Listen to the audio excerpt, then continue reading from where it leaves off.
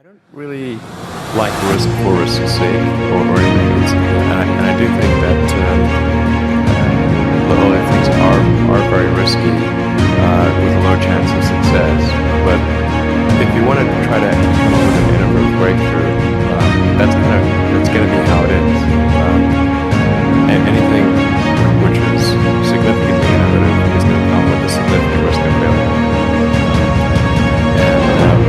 But you've got to take big chances in order for the potential for a big positive outcome. Just if the outcome is exciting enough, then taking a big risk is worthwhile.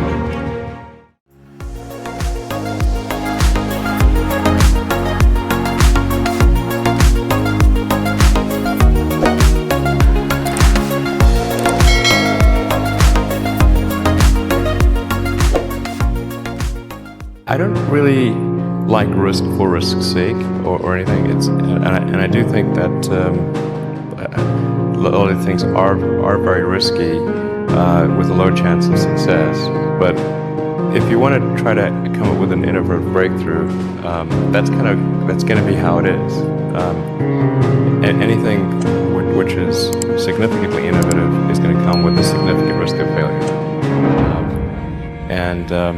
But if you've got to take big chances in order for the potential for a big positive outcome.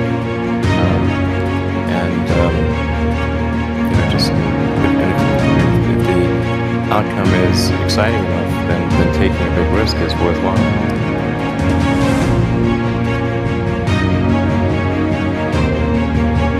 It's really how I approach it.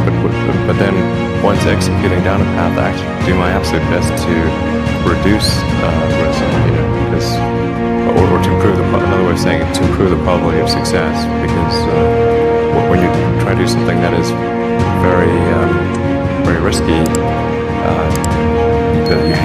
you have to spend a lot of effort trying to reduce that risk as you embark down that path. I mean, when I started SpaceX, I thought the odds of success were very low. I thought it was most likely to fail. But I thought, well, we should give it a try nonetheless.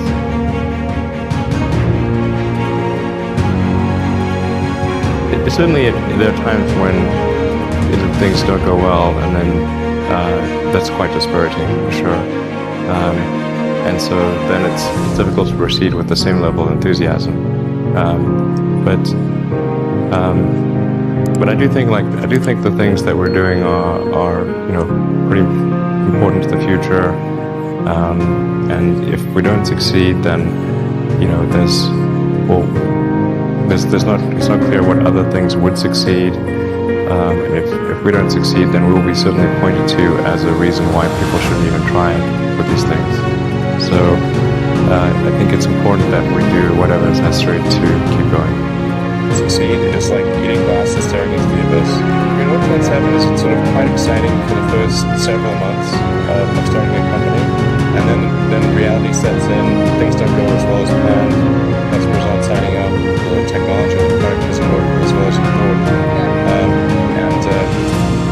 that can sometimes be compounded by a recession, and it can be very, very painful for several years. So I think successful entrepreneurs probably come in all sizes, shapes, and flavors. I'm not sure there's any one particular thing. For me, some of the things I've described already, I think are very important. I think really an obsessive nature with respect to the quality of the product is very important. So being a physical policy is a good thing in this context. Really liking what you do, whatever area that you get into, given that even if you're the best, there's always a chance of failure. So I think it's important that you really like whatever you're doing. If you don't like it, life is too short. I'd say, and also if you like what you're doing, you think about it even when you're not working. It's something that your mind is drawn to. And if you don't like it, you just really can't make it work. Well, I think it's important to have a very to apply critical thinking to, this may sound trite, but to apply critical thinking to what one is doing. By that I mean just the fundamentals of logic, do you have the right axioms? Are they relevant? And are you making the right conclusions based on those axioms? That's the essence of critical thinking, and yet it is amazing how often people fail to do that. I think wishful thinking is innate in the human brain. You want things to be the way you wish them to be, and so you tend to filter information that you shouldn't filter. That's the most common flaw that I see.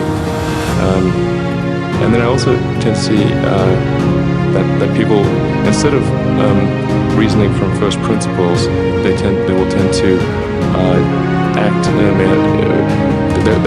They'll do things because others are doing them, because there is a trend. They just see everyone going that direction, so they think that must be a good direction to go, which is sometimes correct, but then sometimes, you're going to run off a cliff or something. So it's much better to really look at things from, as one would say in physics, from a first principle standpoint. What are the fundamental truths, or the most fundamental truths in an arena, and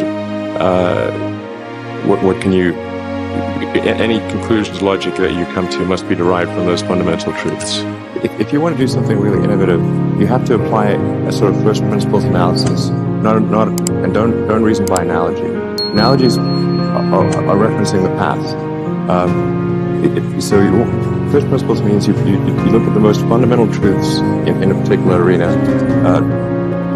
and the things that really are almost indisputably correct, and you reason up from there to a conclusion.